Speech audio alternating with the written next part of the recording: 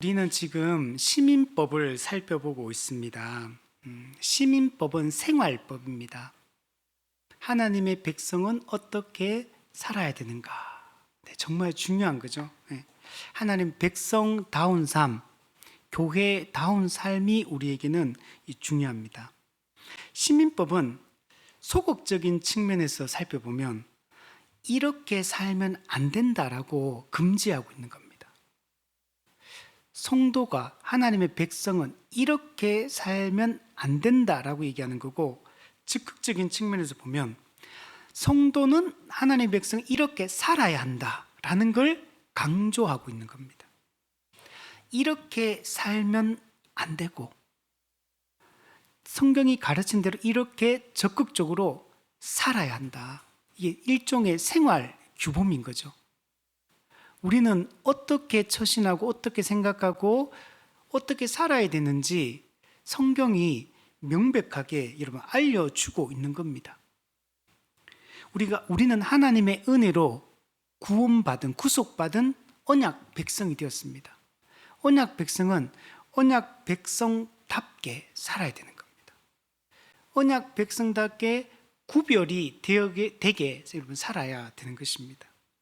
그래서 성경은 하나님이 우리에게 어떤 은혜를 베풀어 주었는지를 앞에서 설명하고 나서, 그리고 나서 그 백성답게 살 것을 명령하고 있는 겁니다.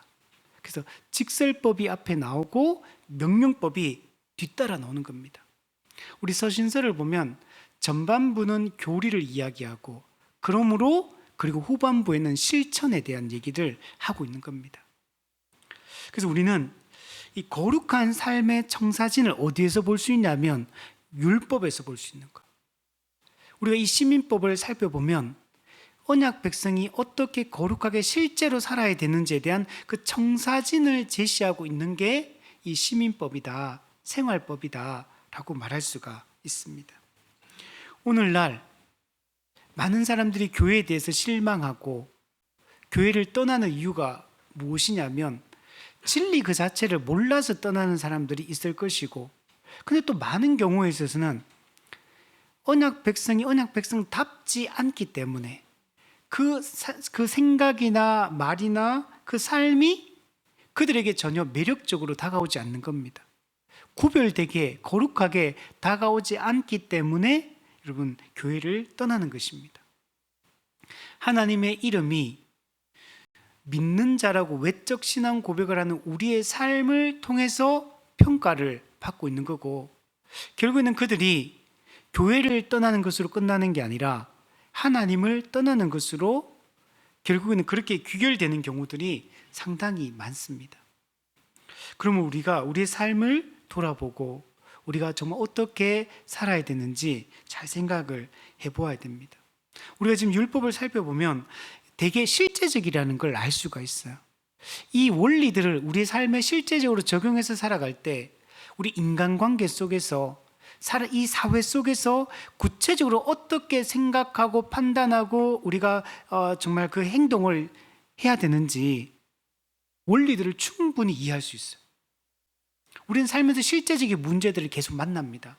사람과 여러 상황에 만나죠. 근데 헷갈리는 게 사실은 아닌 거죠. 우리가 어떻게 처신하는 게 옳은 건지에 대해서 성경은 명백하게 얘기해 주고 있고, 그 원리를 우리 각자가 처해 있는 그 상황 속에서, 그 사람들과의 관계 속에서 내가 어떻게 처신하는 게 하나님의 백성다운 건지 백성답지 않은 건지 성경은 명백하게 얘기해 주고 있는 거죠. 그래서 이걸 우리는 계속 되새기고 기억하는 게 중요해요. 왜냐하면 그 현장 속에 들어가면 내가 알고 있다 하더라도 행할 능력이 없는 게 문제거든요. 그래서 거기에 대해서 우리가 심각하게 생각하고 해야 되는데 우리가 그렇지 못할 때가 많아요. 그래서 그냥 내 마음을 따라서, 그냥 내 상황에 따라서 그냥 행동할 때가 많아요. 그래서 하나님의 백성답지 않게 말을 하거나 행동을 할 때가 우리한테 많이 나타나는 게 그런 이유 때문이에요. 그래서 계속 그 방법이 없어요. 되새기는 방법밖에 없어. 성경의 원리와 하나님의 가르침이 뭔가를 계속 되새기면서 내가 그걸 실제로 실천할 수 있는 영적 힘을 갖는 것 외에는 방법이 없는 거죠. 아는 것으로도 안 되는 거잖아. 실천을 하느냐 안 하느냐가 중요하거든. 그 예수님께서도 모래 위에 지은 집과 반석 위에 지은 집의 차이가 뭐냐면 율법을 아느냐 모르느냐를 따지는 게 아니에요. 율법을 아는 율법을 실천하느냐 실천하지 않느냐, 행하느냐 행하지 않느냐를 가지고 모래 위에 집을 지었느냐 반석 위에 집을 지었느냐를 판단하고 있는 거죠. 우리 야고보서의 모든 가르침들도 네가 율법을 아느냐 모르느냐를 따지는 게 아니에요. 그죠? 율법을 행하느냐 행하지 않느냐를 가지고 따지는 거죠. 그 우리가 해야 될 일은 아는 거. 근데 행하려면 더 바르게 알고 더 되새기고 곱씹고 또 생각하고 이미 알고 있는 진리를 더 되새기는 것 외에는 이겨낼 방법이 없는 거죠. 새로운 진리가 필요한 게 아니라 새로운 지식이 필요한 게 아니에요. 우리 사도 바울도 알죠. 너희가 이미 알고 있는 바, 알고 있는 그 바를 마음에 되새기고 다시 곱씹고 그것이 너희가 살아갈 수 있는 방법이다 라고 얘기를 하는 거죠.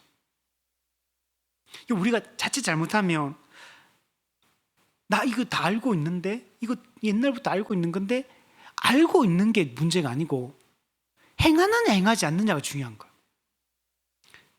실천을 하지 못한다면 그는 모르는 겁니다. 사실은 내가 지식적으로 머리로 안다고 하지만 행하지 않는다면 실제로 그 말씀이 나한테 영향을 못 미치고 있잖아요.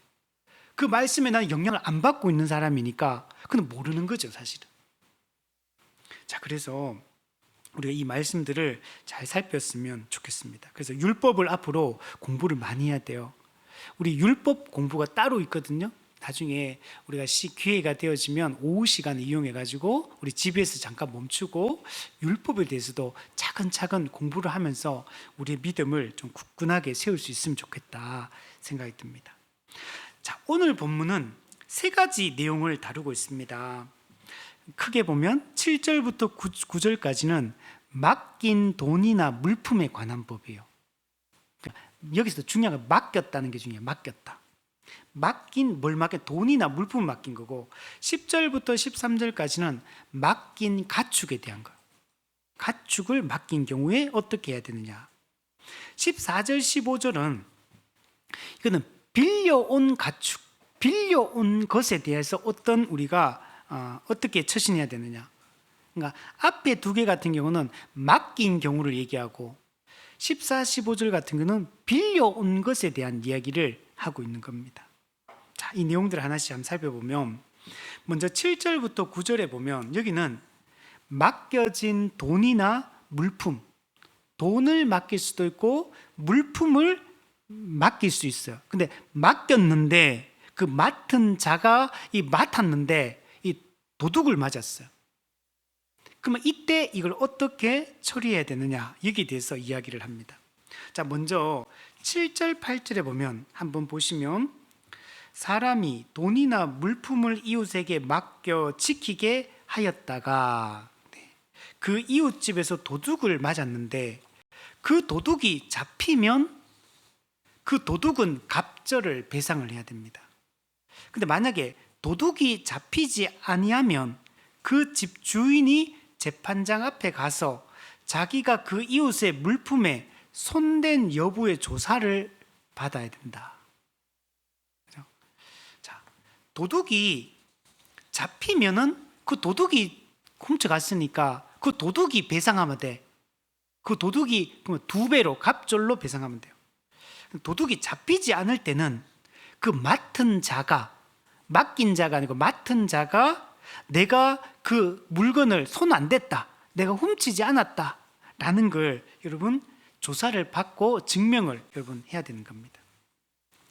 고대 근동에는 오늘날처럼 은행이 없습니다.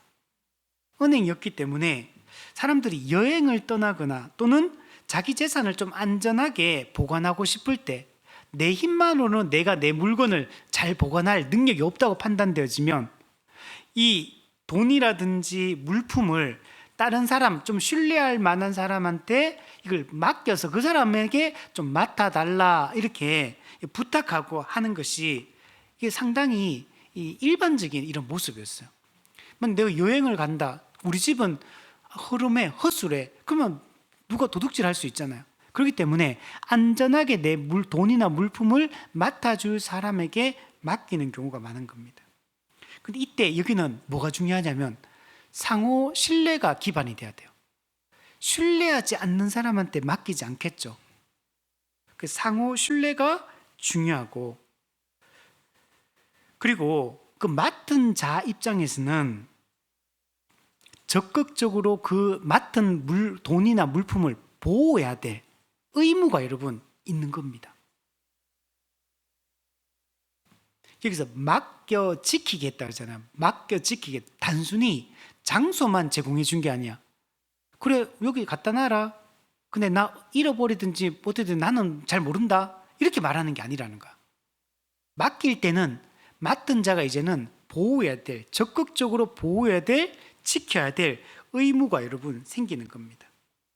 근데 지금 어쨌든 간에 지금 상황이 어떻게 되냐면 맡겼는데 도둑을 맞은 거예요. 돈이든 물품이든. 그럼 이거는 맡은 자가 보호의 의무를 다하지 않아서 생긴 가능성이 높은 거죠. 적극적으로 보호했다면 잃어버리지 않았을 텐데 적극적으로 보호의 의무를 이행하지 않았기 때문에 물건을 잃어버린 경우인 거죠. 이런 경우에는 어떻게 처리해야 되느냐. 자, 하늘아. 자, 이 경우도 두 가지 경우가 있습니다. 첫 번째는 도둑이 잡히는 경우가 있고 도둑이 안 잡히는 경우가 있습니다. 우선 첫 번째는 맡은 자가 부주의했다는 것은 분명한 거예요. 자기가 충분히 적극적으로 보호의 의무를 하지 않은 거기 때문에 그런 경우입니다. 자, 도둑이 잡히는 경우에는 도둑이 갑절을 배상하면 됩니다. 이 갑절로 배상하는 거, 2배로 배상하는 것은 단순절도의 경우에 갑절로 배상을 합니다. 단순절도. 이게 그러니까 단순절도를 했을 때 표준적인 처벌, 표준적인 배상액이 2배인 겁니다. 메투엘리가 이 갑절 배상에 대해서 이렇게 얘기했어요. 이거는 하나님의 공의와 자비의 균형을 보여준다. 절도범을 사형에 처하지 않는 것은 하나님의 자비를 보여주고, 그러나 단순히 도둑질을 한 것만 돌려주는 것이 아니라 갑절을 배상하는 것은 하나님의 공의를 보여준다. 이것은 피해자를 온전히 회복시키고 범죄자가 자기 죄의 심각성을 깨닫게 하며 또 다른 사람들에게 경고하는 경각심을 주는 효과가 있다. 이렇게 얘기합니다. 잘 기록했죠? 하나님의 공의도 희생되지 않고 하나님의 자비도 희생되지 않는 게 이 갑절로 이런 배상하는 거. 근데 물건 단순 절도했는데 사형에 처해버려. 이건 너무 심한 거잖아. 그죠? 근데 만약에 배상이 그냥 피해 입힌 만큼만 만약에 배상을 한다면, 만약에 내가 다른 사람에게 5만 원어치를 피해를 입으면 5만 원만 딱 배상한다. 그러면 이것도 아니라는 거죠. 그래서 이제 10만 원 갚아야 된다. 배상. 이거는 하나님의 공의를 보여준다는 거예요. 이걸 통해서 피해자는 자기 피해를 온전히 회복이 되겠죠. 그리고 범죄한 그 사람은 어떻게 됩니까? 자기 죄의 심각성을 깨닫게 돼요. 죄 지으면 안 되겠구나. 이걸 느끼게 해줘야 돼. 여러분, 그 지은 죄에 대한 형벌이 충분히 이루어지지 않으면 그 죄의 심각성을 모르게 돼 있거든요. 반드시 그 죄의 심각성을 알도록 하는 게 필요하다라고 얘기합니다. 그리고 다른 사람들한테도 이렇게 하는 걸 볼 때, 죄를 지으면 안 되겠구나. 남의 것을 훔치면 안 되겠구나. 그리고 내가 맡았을 때는 보호의 의무를 잘 해야겠구나. 이런 것들을 다 생각을 하게 되겠죠. 그래서 이런 것들이 상당히 중요하다는 겁니다.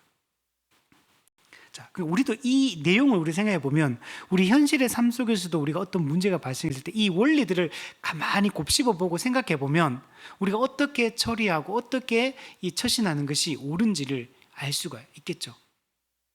자, 두 번째. 근데 도둑이 잡히지 않는 경우도 있습니다. 그러면 맡은 자는 재판장 앞에 가서 자기가 이웃의 물품에 손댄 여부를 조사를 받아야 됩니다.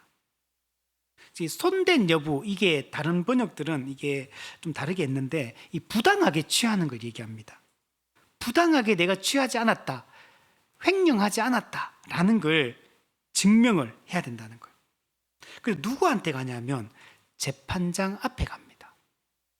근데 이 재판장 앞에 가는 걸 다른 번역에 보면 하나님 앞에 나아간다 이렇게 얘기하는 걸 여러분 볼 수가 있습니다. 여러분, 재판관은 하나님을 대신해서 하나님의 공의를 집행하는 자입니다. 하나님이 세운 자예요. 하나님의 권위를 주셔서 이 일을 하도록 하나님이 세웠기 때문에, 그래서 재판장 앞에 나아가서 이 판결을 받는 것은 곧 하나님 앞에 나아가서 진술하고 판결을 받는 것과 여러분 같은 의미가 여러분 되는 겁니다. 그래서 우리가 도둑이 잡히지 않는 경우는 내가 손대지 않았다, 내가 부당하게 남의 물건을 취하지 않았다는 걸 반드시 여러분 증명을 해야 됩니다. 그래서 여기에 대해서 존 길이 이렇게 얘기합니다. 이것은 매우 지혜로운 법이다. 맡은 자가 도둑이 가져갔다고 거짓말할 수 있기 때문에 그는 재판관들 앞에서 맹세해야 했다. 재판관 앞에서 공적으로 법적으로 맹세하는 게 상당히 중요합니다. 왜냐하면 이 거짓말을 할 수 있기 때문에, 내가 손 대놓고 나 손 안 댔다라고 말할 수 있잖아요. 그렇기 때문에 근데 네가 이거 위증하면, 재판관 앞에서 네 위증하면 위증 죄를, 그 죄에 대한 벌을 받는다라는 얘기를 기본적으로 깔고 있기 때문에, 그래서 이 맹세하는 이것이 상당히 중요한 겁니다. 그래서 고대 이스라엘에서는 이 맹세가 아주 엄숙하게 여러분 이루어졌습니다. 이스라엘 백성들은 이 맹세를 할 때 거짓으로 맹세하는, 거짓 증언하는 거 어떻게 생각했냐면 하나님의 이름을 망령되이 일컫는 것으로 이해했어. 재판관은 하나님을 대신하는 자고, 그 재판관 앞에서 거짓 맹세를 하고 거짓 증언하는 것은 곧 하나님 앞에서 거짓 증언하고 거짓 맹세하는 것과 같기 때문에 이거는 10계명 3계명 하나님의 이름을 망령되이 일컫는 것과 같다라고 얘기합니다. 그래서 이 법을 통해 사람들이 정직하게 행할 수 있도록 강력하게 억제하는 효과를 이 법이 가지고 있다라고 얘기를 하는 겁니다. 자, 다 이해되시죠? 도둑이 잡히는 경우, 도둑이 잡히지 않는 경우 어떻게 이 문제를 처리해야 되는가? 이 원리들을 우리가 잘 생각해 볼 필요가 있습니다. 자, 두 번째, 9절에 보면 어떤 이런 물건, 즉 소, 나귀, 양, 그리고 두 번째는 의복 또는 다른 이런 물건, 그러니까 여기도 가축이라든지 어떤 물품에 대한 거죠.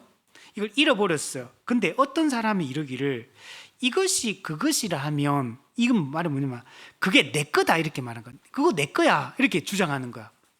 서로가 이렇게 말해. 한 사람, 이 사람도 이거 내 거야 이렇게 말하고 저 사람도 저거 내 거야 이렇게 얘기한다는 거야. 그러면은 양편이 어떻게 되냐면 둘 다 재판장 앞에 나아가야 됩니다. 재판장이 죄 있다고 하는 자가 그 상대편에게 갑절을 배상할지니라 이렇게 이야기를 하고 있습니다. 자, 9절은 소유권 분쟁이 여러분 일어난 겁니다. 서로 내 것이라고 주장을 하고 있습니다. 소유권 문제로 여러분 시비가 여러분 붙었고 서로가 내 거라고 주장을 하고 있어요. 그럼 이런 경우에는 쌍방이 다 재판관 앞에 가가지고 재판관이 조사를 하게 됩니다. 그러면 재판관이 조사를 한 이후에 판결을 여러분 내리게 되고, 그러면 재판관이 둘 중에 한 사람이 죄가 있다라고 판결을 내렸을 때, 그러면 그 사람은 상대방한테 2배로 갑절로 여러분 배상을 여러분 해야 되는 겁니다. 이 법은 거짓 고소를 여러분 막기 위해서 이렇게 합니다. 거짓 고소를 한다든지 거짓 증언을 여러분 할 수 있잖아요.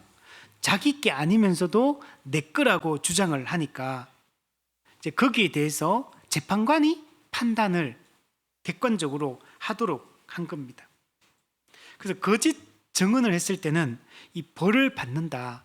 어느 누구도 거짓말을 하는 자는 처벌을 피할 수 없다는 걸 명백하게 보여주므로 이게 거짓 증언이라든지 또는 거짓 고소 또는 거짓 주장을 하지 못하도록 철저하게 막고 있다는 걸 여러분 알 수가 있는 겁니다.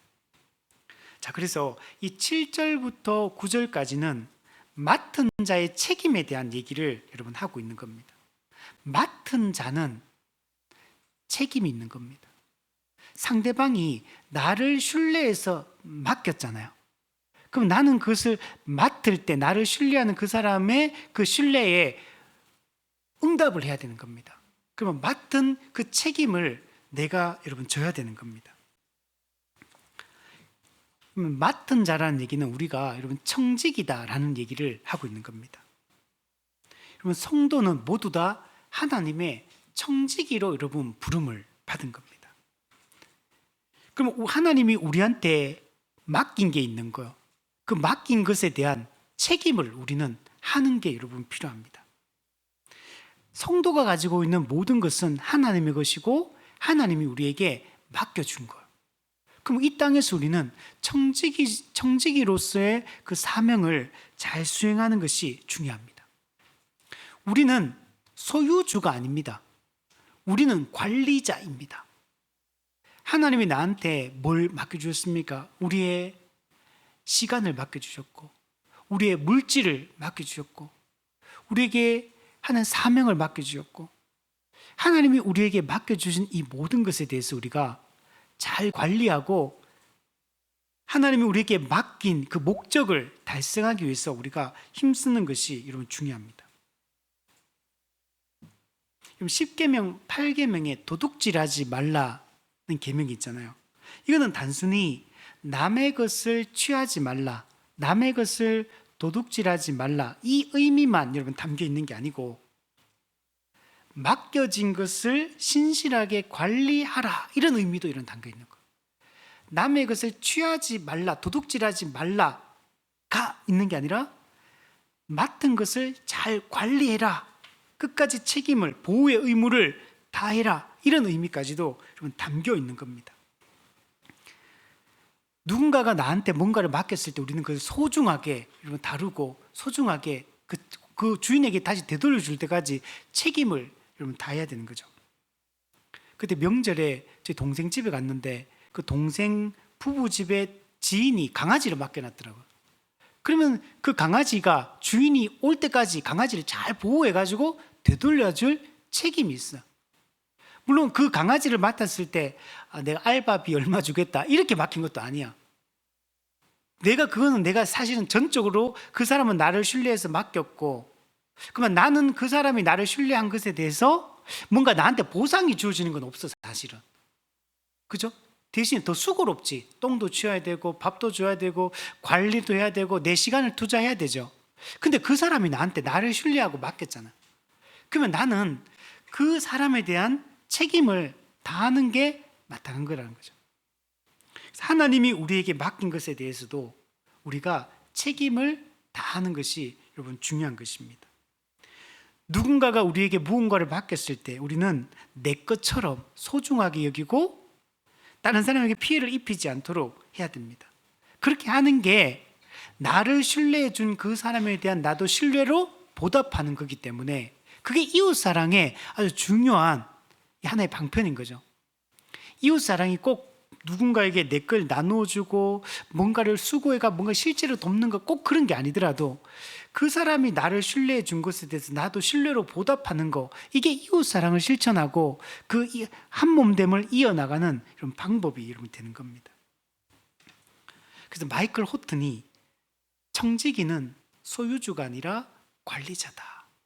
우리는 내가 가지고 있는 게 내 거라고 생각하면 안 된다는 거예요. 하나님이 우리한테 맡겨주신 것, 하나님이 우리에게 관리하고 하나님이 우리에게 주신 그 목적을 위해서 우리에게 맡겨주신 것들을 잘 활용해서 하나님의 영광을 나타내고 하나님의 뜻을 수행하라고 우리에게 잠시 동안 맡겨준 거죠. 결국에는 우리가 가지고 있는 모든 것들은 하나님께 되돌려 드려야 될 여러분 것들이에요. 우리가 주인이 아니라는 사실을 우리가 잊지 말아야 됩니다. 그러므로 우리가 청지기 직분을 실패하는 것은 곧 이거는 이웃에 대한 실패이기도 하고 이 청지기 직분을 맡겨주신 권위를 위임해 주신 하나님에 대한 실패이기도 한 겁니다. 그래서 우리는 청지기로서의 사명을 잘 수행할 수 있도록 해야 됩니다. 근데 우리는 사실 이 청지기로 사명을 완전하게 수행을 못하는 자들이에요. 그래서 늘 우리는 실패하는 자입니다. 그런데 우리의 실패를 극복하시는 분이 있죠. 우리의 실패, 우리가 해야 될 이 청지기직의 사명을 예수 그리스도께서 대신 성취해 주신 겁니다. 그래서 예수 그리스도가 완전한 청지기가 여러분 되시는 겁니다. 우리는 완전한 청지기이신 그 예수 그리스도를 바라보는 것이 중요합니다. 예수님은 어떻게 그러면 이 청지기직을 완전하게 수행하셨냐면 자신이 완전한 배상을 하심으로 이 청지기직을 완벽하게 수행을 하시는 겁니다.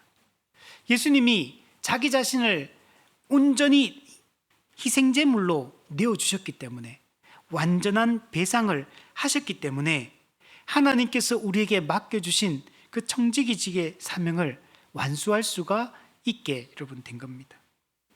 그래서 여러분 우리도 구원을 받게 된 거예요. 예수님이 만약에 이 청지기직을 온전히 수행하지 못했다면 우리는 구원받을 수가 없습니다. 요한복음 17장에 보면 내가 그들과 함께 있을 때 내게 주신 아버지의 이름으로 그들을 보존하고 지키었나이다.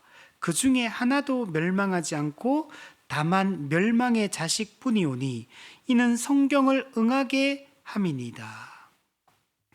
하나님께서는 예수님한테 우리 영혼을 맡겨주셨다라고 말하는 거예요. 예수님은 하나님으로부터 영혼을 맡은 겁니다. 근데 예수님은 아버지 하나님의 이름으로 그들을 보존하고 지켰다 이렇게 말해요. 그래서 그 중에 하나도 멸망하지 않고 구원을 받을 수 있게 되었다. 즉 하나님의 택하신 자들을 하나님은 예수님께 맡겼고 예수님은 이들을 어떻게 구원하냐면 자기를 희생제물로 내어주심으로 자신을 무한한 가치를 가진 자기 자신을 완전한 배상으로 내어주심으로 하나님이 자기에게 맡긴 영혼 중에 단 한 명도 잃어버리지 않고 구원할 수 있게 되었다라고 얘기를 하는 겁니다. 우리도 그래서 구원을 받게 된 거죠. 그러므로 우리도 하나님께서 지금 우리에게 맡기신 것들을 잘 관리하는 신실한 청지기가 되는 것이 여러분 중요합니다. 우리가 율법을 잘 지키는 것은 청지기로서의 삶을 잘 살아가는 것과 좀 같은 것. 예수 그리스도를 본받아서 우리도 잘 살아가는 것과 좀 같은 것입니다. 자, 10절부터 13절에 두 번째 안 보면 이거는 사람이 가축을 이웃에게 맡겨 지키게 했는데 그 가축이 죽었어요. 두 번째, 상하거나 부상을 입은 겁니다. 세 번째, 끌려갔다. 가축이 이제 납치되어서 다른 사람한테 이제 유괴당한 상태를 얘기합니다. 맡긴 가축에 관한 이 법을 우리에게 알려주고 있습니다. 우리 아까 전에 그 있잖아. 우리 요즘에 이런 게 되게 많거든요. 고양이나 그죠? 강아지나 이런 애완동물들을 키우는 분들이 많기 때문에 해외 여행을 간다든지 멀리 휴가를 갈 때 데리고 가기 힘든 경우들이 있잖아요. 그러면 지인들한테 우리 휴가 가는데 조금 맡아달라 이렇게 해서 맡기는 경우가 상당히 많잖아요. 근데 맡겼는데 그 집에서 죽을 수도 있고 다칠 수도 있고 또는 다른 사람한테 납치당하는 거죠. 납치당해 끌려갈 수도 있어. 잃어버리는 경우 있잖아요. 이제 이런 경우에 어떻게 해야 되느냐를 얘기합니다. 자, 가축은 고대 농업사회에서 가축이라는 것은 가장 중요한 재산이거든요. 당신은 지금과 사회가 다르기 때문에 가축이 큰 재산 목록입니다. 사실은 나귀는 당시에 운송수단이었고 소는 경작하는 아주 중요한 도구였고 양 같은 경우는 식량으로도 많이 쓰이고 또 의복, 옷을 입을 때 양털 옷을 입기 때문에 이게 일상생활과 이 소, 나귀, 양이라는 게 정말 중요한 거예요. 근데 이 중요한 것을 내 재산 목록 1호와 같은 것을 맡겼는데 이걸 죽거나 상하거나 끌려갔을 때 어떻게 해야 되느냐? 자, 이 경우도 세 가지 경우로 나누어서 설명합니다. 첫 번째는 본 사람이 없는 경우, 즉 어떤 증인이 없는 경우, 목격자가 없는 경우. 자, 두 번째는 12절에 자기에게서 도둑 맞은 경우, 자기가 가지고 있었는데 이게 명백하게 자기 잘못으로 이게 도둑을 맞았어.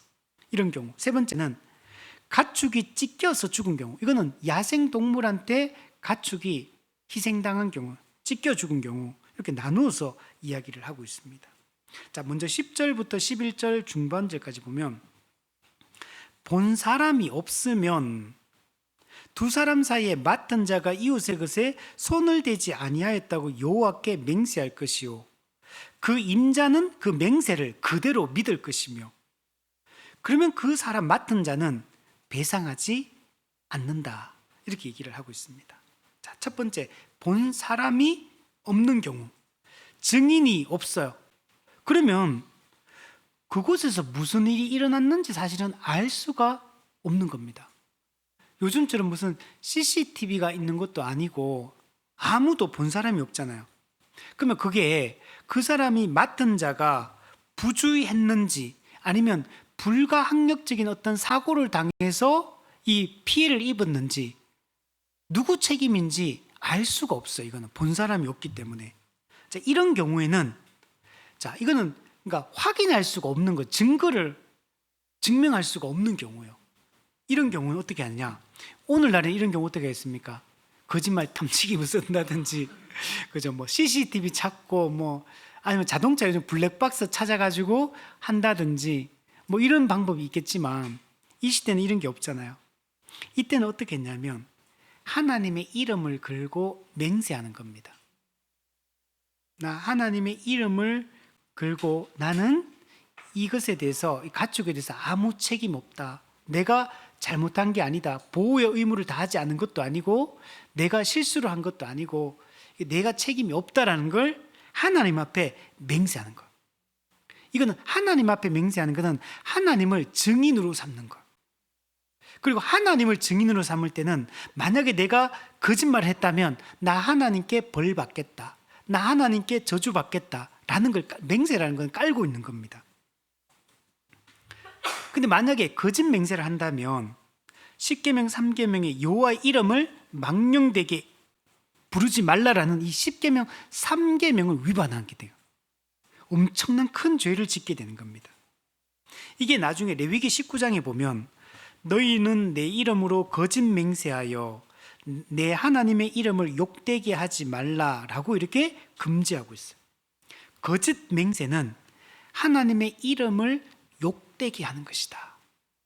하나님의 이름을 욕되게 할 때는 그 죄가 여러분 커요. 그리고 그에 대한 처벌도 커지게 됩니다. 그래서 반드시 하나님의 이름을 걸고 맹세를 함으로 이제 이걸 벗어날 수가 있게 되는 겁니다.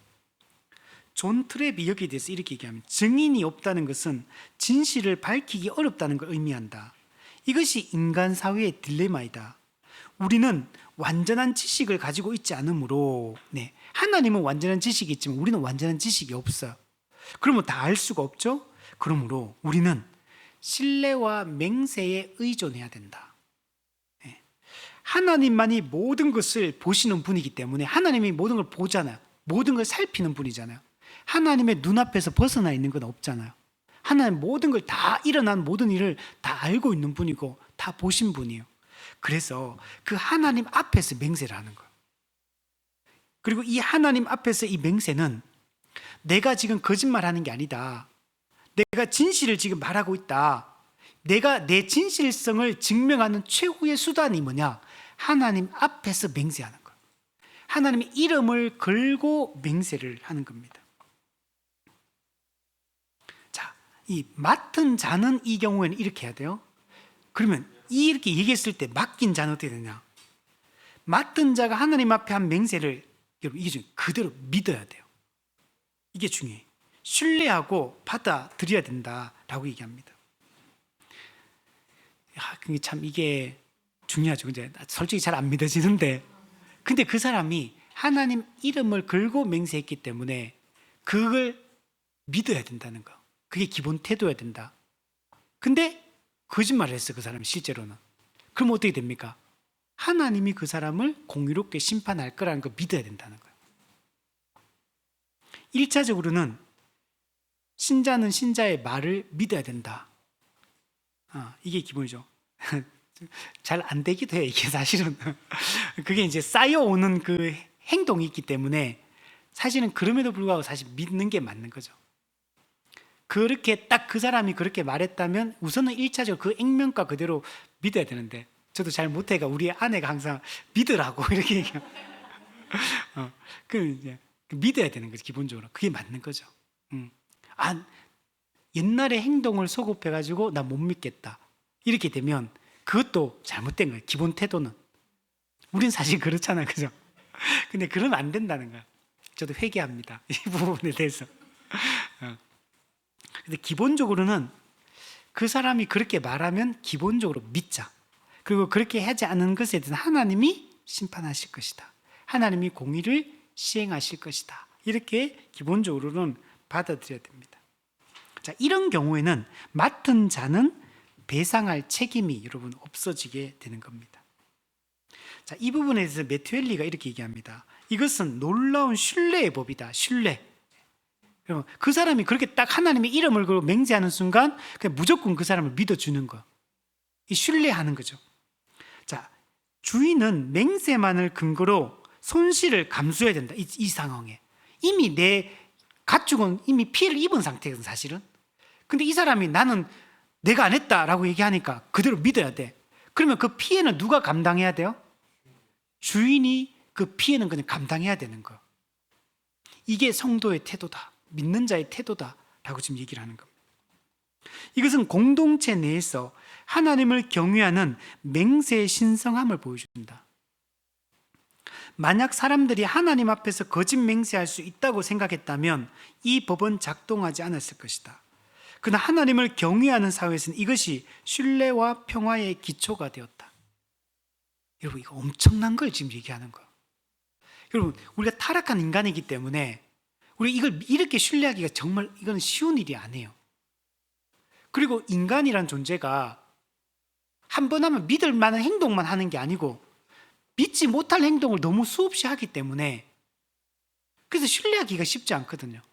근데 지금 하나님의 이름을 걸고 맹세를 지금 하고 있기 때문에 우리 이걸 믿어야 되고, 근데 실제로는 맹세하는 사람도 어떻게 해야 되냐면 우리 산상수훈에도 예수님 말 헛맹세를 하지 말라.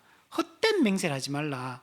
이 상황을 모면하기 위해서 거짓말로 맹세할 수 있거든, 하나님 이름을 걸고. 그러면 안 된다는 거죠. 성도는 있는 그대로, 예는 예, 아니오는 아니오, 있는 그대로 말해라. 맹세라는 과정이라는 거는 내 말을 믿어달라고 최후로 하는 행동이 맹세자라는 거잖아요. 성도한테는 맹세라는 게 필요 없다. 그냥 성도는 있는 그대로 진실만 말하니까 나한테 득이 되느냐 손해가 되느냐를 따지지 않고 옳다면 예라고 말하고 그렇다면 아니오라고 말하기만 하면 되니까 맹세의 과정 자체가 필요가 없다. 불필요하다. 헛된 맹세를 하지 말라. 물론 그러면 맹세 자체가 그러면 다 잘못된 거냐? 그렇지 않아요. 내가 확정하기 위하여 맹세할 수 있다라고 또 율법이 얘기해. 그러나 헛된 맹세는 하지 말라는 거예요. 자, 그래서 우리가 이것을 마음에 잘 가지는 게 중요합니다. 그래서 우리 진실된 맹세만을 우리는 해야 되고, 굳이 하나님 이름 앞에서 우리가 신자라면 맹세들까지 하지 말고 그 진실만 말하면 맹세를 할 필요도 없잖아요. 잘못된 건 아니라고 말하고 옳은 건 옳다라고 말하면 맹세의 과정도 필요 없어요. 근데 상대방이 안 믿기 때문에 내가 내 진실됨을 좀 증명하고 싶다. 그러면 하나님의 이름을 걸고 맹세해도 된다. 서약을 해도 된다. 그러면 맹세했다면, 서약했다면 반드시 지켜야 된다. 그걸 어기지 않아야 된다. 우리가 세례 서약도 그렇고 우리가 등록회원, 양육교원에 서약을 하잖아요. 이건 하나님 앞에서 증인으로 하는 거거든요. 결혼도 결혼 서약을 하잖아요. 전부 다 언약인 거예요, 이게. 그리고 그에 대한 책임은 내가 지겠다는 걸 기본적으로, 그 저주는 내가 받겠다. 언약을 파괴했을 때 그 저주는 내가 받겠다는 그 언약적 맹세인 거예요. 그래서 우리가 이것을 깊이 마음에 새겨야 되고, 하나님의 백성 공동체는 이 신뢰에 기반해야 되고 진실함에 기반을 둬서 하나님의 교회 공동체가 이렇게 세워지는 것이 중요한 것입니다. 자, 12절에 보면 만일 자기에게 도둑 맞았으면 그 임자에게 배상할 것이며, 자, 자기에게서 도둑 맞았다는 것은 맡은 자가 부주의해가지고 자기가 도둑 맞은 거야. 잘 지켰으면 도둑 안 맞았을 텐데, 이거는 명백하게 그 맡은 자가 부주의함으로 말미암아 도둑을 맞았기 때문에 이거는 반드시 이런 배상을 해야 되는 겁니다. 안전하게 관리를 했으면 발생하지 않았고 충분히 예방할 수 있는 문제였는데, 예방하지 않음으로 말미암아 발생한 문제이기 때문에 이 경우에는 반드시 책임을 지고 배상을 해야 된다 라고 얘기합니다. 자, 13절에 만일 찢겼으면 그것을 가져다가 증언할 것이요 그 찢긴 것에 대해서는 배상하지 아니할지니라. 자, 이 찢겼다 이 말은 야생 동물한테 가축이 공격을 당해 가지고 찢겨서 지금 죽은 상태를 얘기합니다. 부상당한 상태가 아니고 야생 동물에게 공격당해서 죽은 상태를 얘기합니다. 자, 이런 경우에 주인이 맡은 자가 잘 대비를 했는데도 불구하고, 근데 야생 동물의 또 다른 습격에 의해서 죽을 수도 있잖아요. 했는데도 불구하고 이건 발생할 수 있는 불가항력적인 상황들이 충분히 발생할 수 있거든요. 이런 경우에는 어떻게 하냐? 찢겨 죽은 그 가축의 유해를 증거물로 가지고 옵니다. 그 야생 동물의 공격으로 인해서 예방하려고 이거 충분히 대비하려고 했는데도 불구하고 이게 무너질 수도 있어. 나는 예를 들면 울타리를 만들었는데 그날 갑자기 지진이 일어나가지고 울타리가 넘어져 버렸어. 그래가지고 야생 동물이 습격해가 가축이 죽었어. 그럴 수도 있잖아. 내가 충분히 대비했는데도 불구하고 어떤 문제가 발생했을 때 이때는 증거물을 가지고 와가지고 증명을 하면 거기에 대해서 배상하지 않을 수 있다는 겁니다. 그럼 우리는 충분히 주위에도 불가항력적인 상황이 발생할 수 있다는 걸 하나님이 이걸 인정을 하시는 거죠. 그래서 하나님은 공평하시기 때문에 이런 경우에는 불가능한 걸 요구하지 않는 겁니다. 우리가 예방한다 하더라도 주의한다 하더라도 100% 책임질 수 없거든요. 그래서 충분히 할 수 있는 모든 노력을 기울였음에도 불구하고 잘못이 어떤 문제가 발생했을 때 그때는 이렇게 증거물을 가지고 와서 증명하면 된다. 그리고 그때는 거짓 주장을 할 필요도 없죠. 그냥 배상하지 않을 수 있는 겁니다. 자, 마지막으로 14, 15절 같은 경우는 빌려온 것이 상하거나 죽었을 때 어떻게 해야 되느냐. 상하거나 죽었다라는 거 볼 때 이것도 가축에 대한 것 같아요. 앞에 두 경우 같은 경우는 맡긴 상황이에요. 물건이나 돈을 맡기거나 가축을 맡기거나, 그거는 신뢰를 기반으로 한다 그랬죠. 근데 지금 이것 같은 경우는 경우가 좀 다릅니다. 이건 내가 필요해가지고 내가 빌려온 거야. 빌린 거야, 이 상황은. 앞에 거는 주인이 나한테 나를 신뢰가 맡겨준 거고, 그거는. 이 경우는 내가 필요해가지고 내가 빌려온 상황이기 때문에 이건 상황이 다른 겁니다. 자, 빌린 경우도 두 가지가 있는데 무료로 빌린 경우도 있고 세를 내고 대여료를 내고 빌린 경우도 있습니다. 이것도 상황에 따라 달라요. 자, 14, 15절 중반절까지 보면 만일 이웃에게 빌려온 것이 그 임자가 함께 있지 아니할 때 상하거나 죽으면 반드시 배상하려니와 그 임자가 그것과 함께 있었으면 배상하지 아니할 것이다. 자, 무료로 가축을 빌려왔어요. 근데 이것도 두 가지 경우가 있어. 주인이 그 상황에서 같이 있었는 경우와 그 주인이 함께 있지 않는 경우가, 여러분, 경우가 다릅니다. 첫 번째로 주인이 함께 있지 않을 때에 빌려온 그 가축이 부상을 당하거나 죽게 되면 그 빌린 사람은 반드시 배상을 해야 됩니다. 주인이 지금 없어요. 무조건 이거는 확실하게 배상해야 될 책임이 여러분 있습니다. 자, 이 경우에는 빌린 사람이 그 가축을 부주의하고 책임을 다하지 않으므로 죽거나 부상당했을 가능성이 매우 높아요, 이 경우에는. 근데 이거는 확인할 수 없잖아요. 그러나 자기가 빌려온 거잖아요. 자기 유익을 위해서. 이건 주인을 위해서 빌려온 게 아니고 내한테 필요해가 내 유익을 위해서 빌려왔기 때문에 자기가 빌려온 것에 대한 온전한 책임을 져야 될 의무가 있는 겁니다. 어쨌든 이 경우에 빌려왔는데 부상을 당하거나 죽었기 때문에 반드시 책임을 여기는 져야 되는 겁니다. 이런 보호해야 될 책임이 자기한테 있는 거예요. 이거는 전적으로. 내가 사용하는 동안에 발생한 문제이기 때문에 빌려온 것에 대해서 책임을 져야 됩니다. 예를 들면 우리가 필요에 따라서 자동차를 조금 빌렸어. 그럼 자동차 갔는데 옆에 그죠? 막 사고 나가지고 옆에 막 끌고 막 왔어. 그럼 내가 책임져야지. 내가 다른 사람이 옷을 빌려 입었어. 근데 그게 옷이 그죠?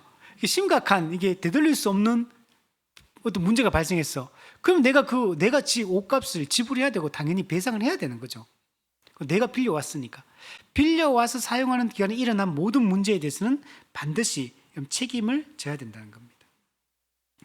여기에 대해서 이거는 공평한 것이다. 이거는 자기가 이익을 얻기 위해서 내가 빌려왔잖아요.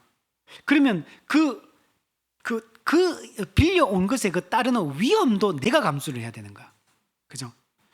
내 이익을 위해서 빌려왔으니까 그 빌려옴으로 말미암아 발생할 수 있는 위험에 대해서도 내가 감수해야 된다. 내가 어떤 특권을 누리려고 한 거죠. 이익을 누리려고 했잖아요. 그러면 그는 책임이 반드시 뒤따른다라고 얘기할 수 있는 겁니다. 자, 두 번째는 임자가 함께 있는 경우, 주인이 그 경우에 지금 빌린 사람하고 같이 있는 경우에 지금 이런 경우에는 배상하지 않는다. 왜? 주인이 그 자리에 지금 이 자리에 같이 있어. 우리 소하고 같이 있어. 근데 이렇게 하다가 그러면 주인이 같이 있으니까 상황을 다 보고 있잖아요. 지금 어떤 상황인지 알 수 있고 지금 위험한 상황인지 안 위험한 상황인지 다 판단할 수 있잖아요. 그리고 문제를 위험한 상황이 있다면 하지 마라. 예방할 수도 있고 제지할 수도 있고 할 수 있는 모든 상황이 마련되어 있는데도 불구하고 그걸 갖다가 그냥 내버려 뒀어, 주인이. 근데 문제가 발생했어. 그러면은 그 주인한테 책임이 있다고 보는 거야. 왜? 주인이 이 사람이 빌려는 소를 뭐 어떻게 밭을 가려고 하는데 좀 위험해 보여. 그럼 하지 말라고 말할 수 있잖아. 그죠? 충분히 그런 상황이 발생하지 않도록 예방할 수 있는 뭔가가 있는데 그 조치를 취하지 않음으로 이 문제가 발생했기 때문에 이런 경우에는 문제가 생기더라도 이거는 배상하지 않는다는 거예요. 암묵적으로 그 위험하다는 걸 보면서도 수용했기 때문에 제재를 하지 않았기 때문에 그는 암묵적 인정이라고 보는 거죠. 그렇기 때문에 여기에 대해서는 책임을 지지 않는다는 겁니다. 네. 자, 그리고 주인이 함께 있었다면 빌린 사람의 부주의함 때문에 문제가 생길 수도 있지만 때로는 불가항력적인 상황이 발생할 수도 있거든요. 번개가 저가 맞아 죽었어. 그건 어쩔 수 없잖아. 내가 한 게 아니잖아요. 그런 경우에는 주인도 함께 그 상황을 지켜봤기 때문에 이런 경우에는 배상하지 않는다는 겁니다. 만약 이런 경우에도 배상을 해야 된다면 빌린 사람 입장에서는 좀 억울할 수 있는 거죠. 그죠? 내 잘못도 아닌데 나는 큰 피해 보상을 해야 되는 상황이 발생해 버리니까 그러면 이 사람이 고통에 빠지게 되는 거죠. 그래서 하나님께서는 이런 경우에는 배상하지 않는다. 내가 지금 빌려온 상황이라 하더라도 이거는 불가항력적으로 일어난 사건이기 때문에 이런 경우에는 그 원주인이 책임을 지는 것이 맞다라고 보는 것. 자, 그리고 마지막 15절 끝에 보면 만일 세를 낸 것이면 세로 족하니라. 세로 냈단 말은 이제 대여로 빌리고 돈을 지불하고 여러분 가지고 온 겁니다. 자, 이런 경우에는 왜 그러냐면 내가 이제 돈을 대여료를 줘. 빌린 만큼의 그 대여료를 주잖아요. 그러면 대여료 속에는 뭐가 있냐면 이미 위험 부담이 포함되어 있다고 보는 거예요. 그 돈 속에는 이게 위험할 걸 알고 줬다는 거예요. 이미 그러면 주인 입장에서는 빌려줄 때 돈을 받을 때 이게 어떤 위험할 수 있다는 걸 어느 정도 감수하고 이제 빌려준 거라고 보는 겁니다. 일종의 보험료 같은 거예요. 이 보험료 우리가 준다는 얘기는 어떤 상황이 발생했을 때 거기에 대한 책임을 지겠다는 거잖아요. 그래서 이거는 보험료처럼 이미 위험 부담이 있고 거기에 대해서 돈을 줬기 때문에 추가 배상의 의무는 없다라고 이렇게 보는 겁니다. 자, 그리고 또 이런 경우도 있어요. 이제 이 사람이 이걸 직업인 거예요. 직업, 사업으로 생각하고 이제 하는 경우도 있거든요. 일반적으로 그렇게 할 수도 있지만 사업적으로 할 수도 있잖아요. 그러면 더더욱 이거는 더 배상의 책임이 없다는 거예요. 충분히 계약을 했고 그에 대한 돈을 지불했고 그 위험 부담이 충분히 있다는 걸 주인도 알고 있는 상황이기 때문에 이런 경우에는 책임을 다하지 않는다. 배상을 하지 않는다. 이렇게 이야기를 하고 있는 겁니다. 자, 오늘 본문의 내용을 한번 정리해 보면 우리는 모두 청직이다 라는 걸 잊지 말아야 됩니다. 우리가 소유한 모든 것은 하나님께서 우리에게 맡기신 것입니다. 우리는 신실하게 이것을 관리해야 될 책임이 있습니다. 그리고 우리가 이 책임을 다함으로 하나님의 영광을 돌려야 하는 것입니다. 두 번째는 교회는 서로 신뢰하는 공동체여야 됩니다. 우리는 각 사람이 성도가 하는 모든 말과 그 행동을 기본적으로 우리가 믿어야 됩니다. 성도가 그렇게 말했다면 기본적으로 1차적으로는 믿어야 돼요. 물론 나중에 그 말이 거짓말로 들통날 수 있겠죠. 그러면 거기에 대해서는 반드시 사과를 해야 되고 회개를 하는 과정이 반드시 있어야 됩니다. 그리고 하나님께서 거기에 대해서 심판을 하실 거고, 그리고 그 하나님의 심판은 때로는 교회가 권징을 통해 가지고 그 잘못에 대해서 직접적으로 권징을 해야 되는 경우도 있습니다. 그러나 기본적인 태도는 믿어야 된다, 신뢰해야 된다. 그리고 말하는 사람도 항상 진실만 말해야 되고 거짓을 말하지 않도록 하는 게 기본적으로 중요합니다. 자기가 거짓말 해놓고 왜 안 믿어줘? 이렇게 말하면 그건 잘못됐다는 거죠. 맨날 거짓말 하면서 말만 그렇게 해놓고 왜 안 믿어주냐고, 교회는 믿어주는 거라고 말해놓고 왜 안 믿어주냐고, 이렇게 따지면 안 된다. 자, 세 번째는 신자의 삶은 상호 의존적인 삶이에요. 아까 전에 빌려주잖아요. 무료로 빌려주잖아. 물론 또 때로는 대여료를 받고 빌려줄 수도 있어요, 우리가. 근데 어쨌든 이거는 전부 다 뭐냐면 우리가 한 몸으로서, 한 가족으로서 상호 의존해서 살아가는 이 성도의 교제를 지금 얘기를 하고 있는 겁니다. 우리는 서로의 필요를 알고 그 서로의 필요를 기꺼이 메꾸어 줄 수 있는 이런 삶을 살아가는 게 중요하고, 우리는 우리 한 사람 스스로 내 모든 걸 책임질 수 없는 자거든요. 서로의 짐을 져주는 게 중요합니다. 우리가 각자 자기가 질 때 작은 짐은 자기가 지고 큰 짐은 함께 지고, 때로는 우리가 그런 거 있을 수 있거든요. 어떤 사람은 충분히 져요, 혼자서도. 예를 들면 한 20kg의 가방이에요. 어떤 사람은 20kg 자기가 너끈히 지는 사람도 있지만 어떤 사람은 10kg도 막 힘들어서 못 지는 사람도 있을 수 있거든. 이걸 일률적으로 할 수가 없는 거죠. 그래서 사람마다 다르다. 질 수 있는 사람도 있고 질 수 없는 사람도 있고, 교회는 어떤 거냐면 질 수 있는 사람이 질 수 없는 사람의 짐을 함께 져주는 게 교회의 모습이에요. 왜 너는 못 져? 이렇게. 나는 지금 20kg도 지는데 너는 10kg도 왜 못 지냐? 너는 왜 5kg도 못 지느냐? 이렇게 해서는 안 된다는 거예요. 물론 이런 경우 있어요. 자기는 10kg 질 수 있으면서 나 못 진다고, 나 5kg밖에 못 진다고, 그래서 나머지 5kg를 딴 사람 떠넘겨가지고 딴 사람 힘들게 하는 경우, 이것도 잘못된 거예요. 최선을 다해서 자기 짐을, 작은 짐은 자기가 지도록 힘을 써야 돼요. 한번 해보고 나서 나 못해 쉽게 그렇게 하면 안 되고 최선을 다해서 내 짐을 지려고 노력해야 돼요. 왜냐하면 내가 내 짐을 지지 않으면 그 짐은 누군가는 대신 져야 되기 때문에, 이웃을 누군가에게 피해를 주는 행위가 되기 때문에 내 짐은 최선을 다해서 내 삶은 책임지고 내 무게를 책임지려고 애를 써야 돼요. 그러나 또 이런 사람도 있어. 절대로 손을 안 내미는 사람, 절대로 도움을 안 받으려고 하는 사람, 끝까지 내 고집대로 내가 지겠다고 막 자기 질 수도 없는데, 그리고 결국에는 그 사람이 피폐해지고 망하는 길로 막 가. 그런데도 막 똥꼬집 부리면서 나는 절대로 안 지겠다, 이렇게 한 사람이 있거든요. 그것도 악한 거예요. 할 수 없는 사람이 자기의 그 인정하지 않고 하나님을 의존하지 않고 한 몸 된 교회로 우리 사는 게 우리 하나님의 뜻인데 그렇게 사는 삶의 방법을 거부하는 거거든요. 그것도 여러분 악한 거예요. 그래서 여러분 우리 이번 주 그 성목일 수련회 가서 나눴던 중에 그게죠. 잘 받는 훈련을 해야 된다. 도움을 잘 받는 훈련을 해야 된다. 여러분 이거 도움을 안 받으려고 하는 거 이것도 악한 거예요. 도움을 잘 받아야 되고 누군가가 뭔가를 이렇게 나한테 베풀 때는 잘 받아주고 내가 필요 없을 수도 있어. 근데 그 사람은 나를 위해서 주는 거거든요. 마음을 쓰는 거거든요. 그러면 그게 마음에 안 들 수도 있고 나한테 필요 없는 물건일 수도 있고 그렇지만 그때는 잘 받아들여야 돼. 그걸 잘 받아들이고 감사하고 그리고 또 나는 또 뭘 훈련하냐면 잘 주는 훈련, 잘 돕고 베푸는 훈련을 하는 것이 여러분 중요합니다. 우리 살아보면 그렇잖아요, 그죠? 잘 받고 저도 이제 개척 초기부터 이제 누가 도움을 주겠다 그러면 기쁘게 다 받았어, 다 받고.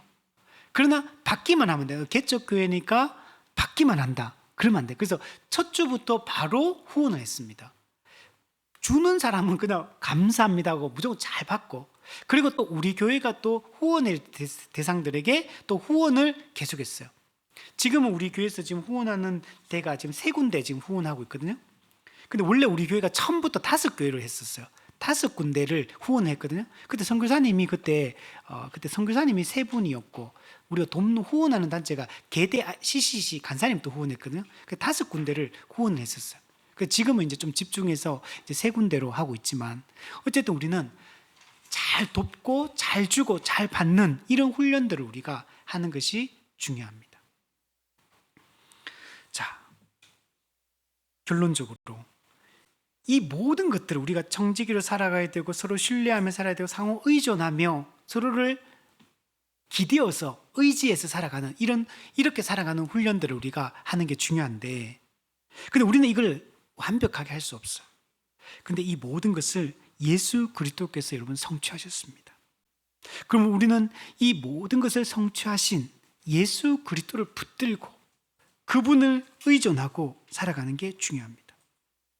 리차드 백스트가 임종할 때 이런 고백을 했습니다. 나는 하나님의 청지기였지만 신실하지 못했습니다.